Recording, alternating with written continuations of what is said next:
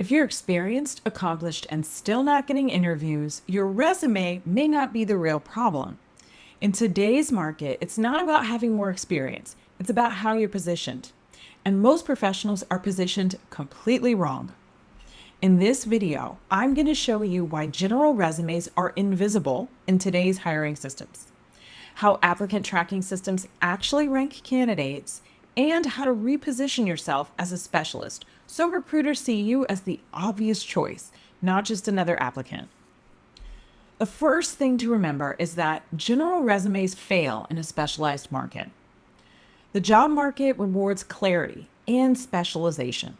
A broad, catch-all resume dilutes your perceived value. Now, this is a really big point that I see with a lot of our clients who are baby boomers and Gen Xers, because the age of the general resume was very common when they were just starting their careers and transitioning in between jobs. However, today, a general resume is not the best thing to help you. And we're going to talk more about why. But the first reason I'll say is the market has shifted from generalist to specialist. So companies hire for specific business problems, not just a job title. Hiring managers are scanning your resume for niche alignment within seconds. And generally they say that your average recruiter is only giving a resume a 5 to 10 second glance before they're deciding whether to put it in the yes pile or the no pile. So a term like experienced professional is not compelling, and it's not a value proposition that's going to set you apart from other people. Also, broad positioning creates confusion. If your resume says that you could do everything, recruiters don't know what you're best at, and they can't remember you, and you won't be memorable for the things that they're looking for. They also might be confused, right? And confused recruiters move on quickly. Think about it this way: clarity equals credibility. If you want my insights on resume tweaks and positioning, download our free Smart Job Seekers Guide linked below. Also, if you're an executive, I want you to know that executive level hiring is outcome based. I think most hiring nowadays is outcome based, but specifically for executives, it is a really big deal. Organizations want someone who has solved that exact problem before. They don't want to feel like they're gambling. They don't want to feel like you are doing trial and error and testing things out on them. They're looking for demonstrated domain expertise, and that's going to beat out generalized experience when it comes to them making a job offer. Also, your LinkedIn profile and your resume must match when it comes to positioning. So I like to tell people that your resume and your LinkedIn profile should be in alignment with one another. They shouldn't be carbon copies. You should not be copying and pasting your resume into your LinkedIn profile. If your headline says operations leader, but the job needs a supply chain optimization leader, you might be misaligned. Your positioning must be intentional and consistent. So again, you want to have that clarity. You want to speak to what they're looking for right away. The second thing that a lot of people miss the mark on is understanding that your resume is being ranked by an algorithm first. I tell people when we're writing resumes, we're actually writing them for multiple audiences. You're not actually writing for a recruiter first. The first audience that you're writing for is an applicant tracking system, or ATS for short. ATS, they filter out applications before human eyes ever see a resume. So it's important to get a good score or a high ranking in an ATS, because only those high scores are actually even going to be presented to a human being, a recruiter or a hiring manager. Most companies use systems like Workday, Taleo, or Greenhouse as their ATS, but there are lots more as well.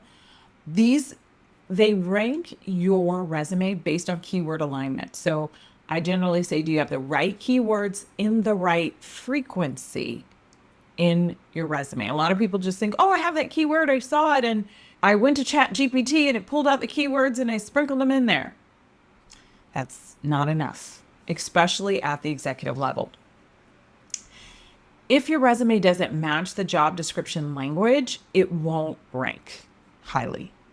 Also, generic language doesn't rank highly in ATS. Terms like results-driven leader, that doesn't match the algorithm's filters.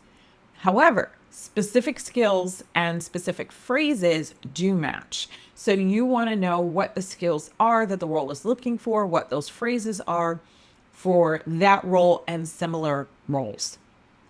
In general, you really want the keywords to mirror the job posting terminology.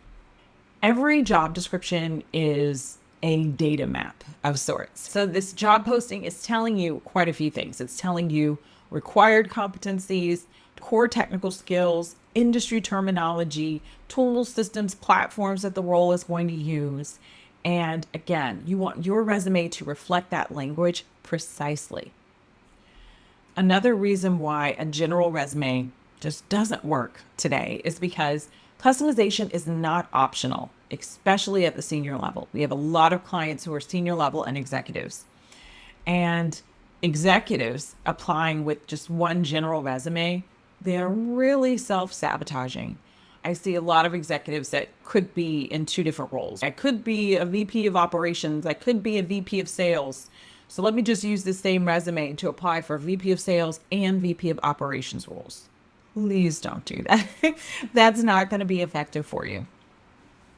When you strategically customize your resume, ATS matches those scores significantly and gives it a high ranking to position you as a good fit to move to the next step. And the third thing that you want to do is you want to position yourself as a specialist, not a generalist. So specialists get interviews faster because they reduce this perceived hiring risk. Recruiters, they want to go for what is perceived as a safe hire, not a risky hire. So you want to show them that you would be a safe hire.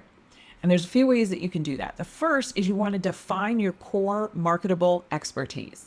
So what is that specific problem that you solve better than most of the other people out there? Is that around revenue growth? Is it around turning around a business or a department? Is it leadership? Is it operational efficiency, digital transformation? Anything that is your sweet spot, that's what you want to zero in on. And then once you've done that, you can build a resume around a clear strategic narrative. In that, you can have an executive summary or professional summary towards the top. And it really needs to communicate a few things. So it needs to communicate your target role. It also needs to be aligned with the industry that you're focusing on and your signature results. A lot of people have an executive summary or professional summary that's just kind of like, I've done this, and I am good at X, Y, and Z. It needs to say quite a bit more than that. Your resume should read like a case study, not a career biography. The other thing you want to think about is you want to make sure that you're quantifying different points in your resume in context. So it's not just, I led a team. Instead, you might say something like, led a cross-functional team of 18 to increase profit by 22% in 14 months, right? There's a lot of metrics in that sentence, and it really gives you a clear picture of what someone has done. Numbers without context don't position authority.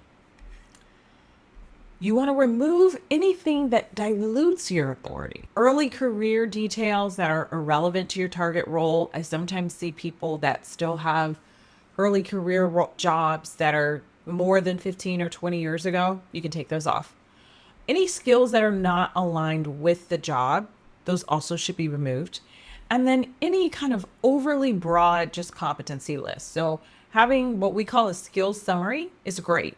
I've seen people that just have these long lists that kind of stick out, but in the wrong way. The big picture here is you want to think like a brand, not an applicant. Specialists command higher salaries. Specialists are easier to remember. They're also easier to shortlist for recruiters. And specialists convert interviews into job offers. If your resume isn't getting traction, it's probably not because you lack experience. It's because you're positioned too broadly in a market that rewards precision. Today, we covered why general resumes get ignored, how ATS systems rank candidates, and how positioning yourself as a specialist increases visibility and the amount of interviews that you get. The professionals who win in this market, they're not always more qualified. They're usually more strategic. And once you shift your positioning, everything changes. If you want help identifying your strategic positioning and optimizing your resume for today's hiring systems, download our free guide below or contact us for a free consultation. If you enjoyed this video, please subscribe and like the video.